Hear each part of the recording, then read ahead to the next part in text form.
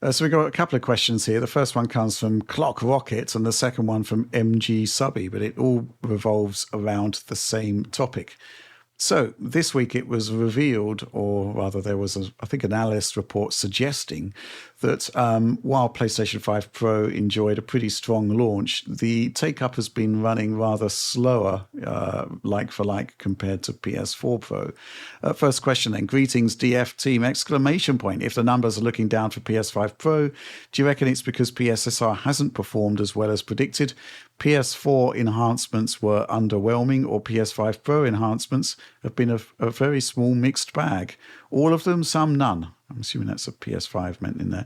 Was the drop in sales of the PS5 Pro compared to the PS4 Pro really anything but obvious? High sales at first because it's an enthusiast system, enthusiasts tend to buy early, but then a drop off as it's a $700, €800 system. €800.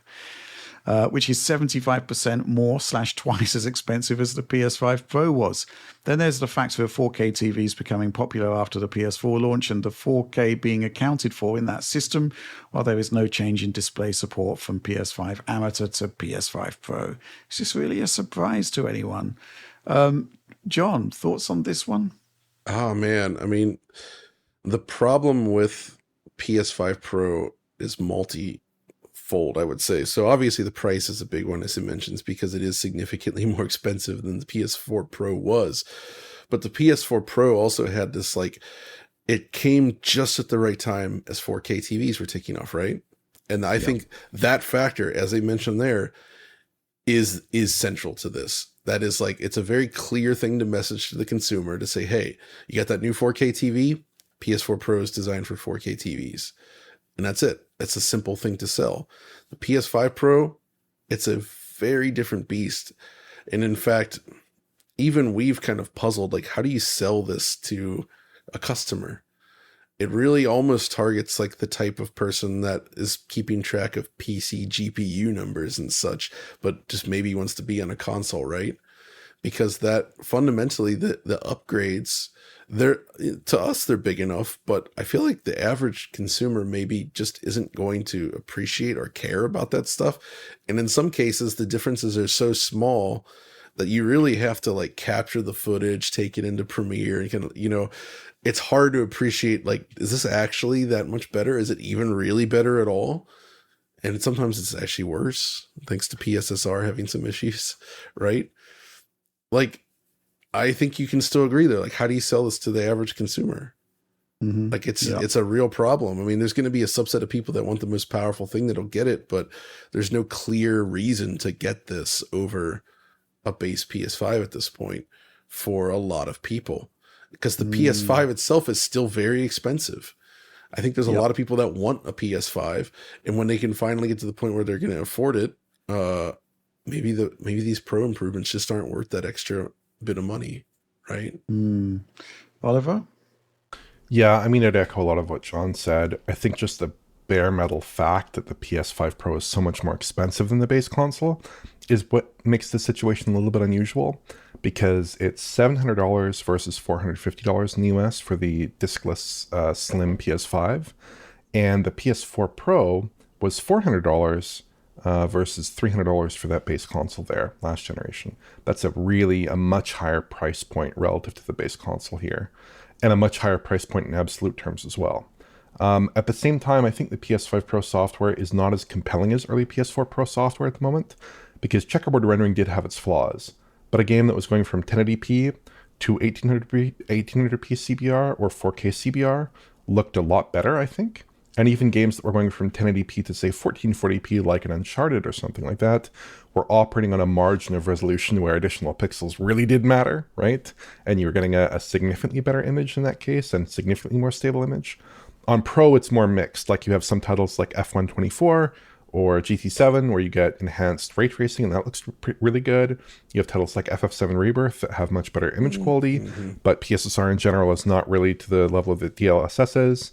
And the ray tracing boosts are solid but not transformative, typically speaking. I think, though, to me, my kind of what I would clarify here is I think the potential is definitely there.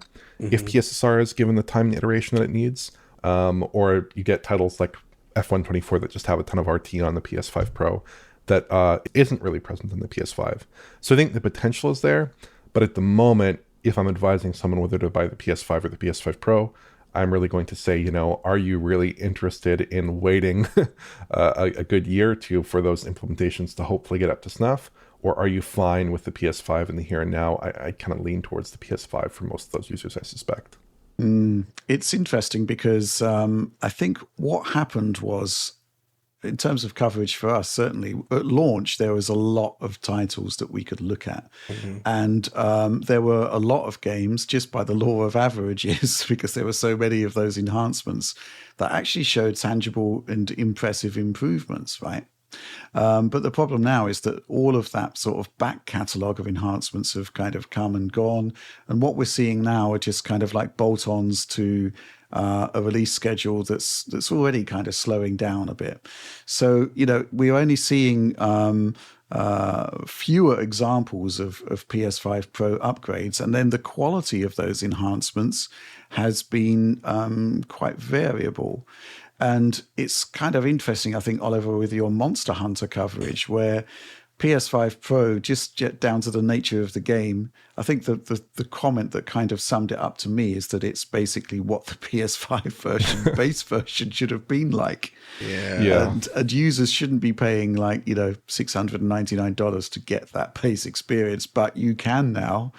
That's not exactly a ringing endorsement for the Pro, but it is what it is. It's like, okay, even when there is an enhancement, it's not sort of paying off in quite the way that you would have expected.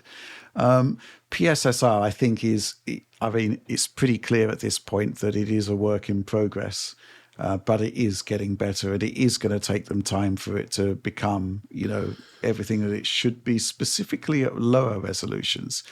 I think the thing that kind of interested me early on that I thought was a bit odd is the fact that we don't, you see PSSR or enhanced resolutions, but it's very rare that you see meaningful resolution boosts plus PSSR. Right. And I was also thinking back to, The Last of Us Part 2, and I guess Part 1 as well, where, the performance mode still actually has the same base resolution as the base console version. And obviously, PSSR works nicely from that base resolution, and you do get a good upgrade overall. But I'm curious why they didn't actually increase the resolution there. What do you think, Oliver?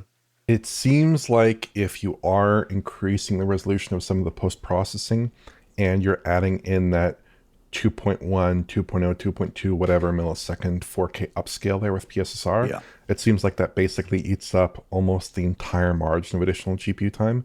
When we did testing in The Last of Us Part 1 and Last of Us Part 2, with the PS4 running in its, or rather with the PS5 running in its performance configuration and the PS5 Pro running in its Pro configuration, we saw that in general, actually the frame rates are very, very similar there. So they're eating up almost all that additional GPU time, if not all that additional GPU time, with that enhanced post-processing and with that PSSR upscale. Now, in cases like Monster Hunter Wilds, where the performance mode I don't think has a 4K upscale there with PSSR, instead it's probably operating at like 1080p or perhaps somewhat higher, but not for a full 4K. There you actually do see a significantly higher internal resolution where the game is like bottoming out at 1080p instead of 720p on the base console. So I think that's really what it comes down to, is that expense of the additional processing time needed for PSSR going to a high resolution primarily. Yeah, and we've actually seen reductions in native resolution by using PSSR as well, which I find quite fascinating as well. So, PSSR in general, I do think it's work in progress. It will get better, and it kind of has to, because, that's basically the direction of travel for the whole industry at the moment, and likely a key component of whatever PlayStation 6 is going to become.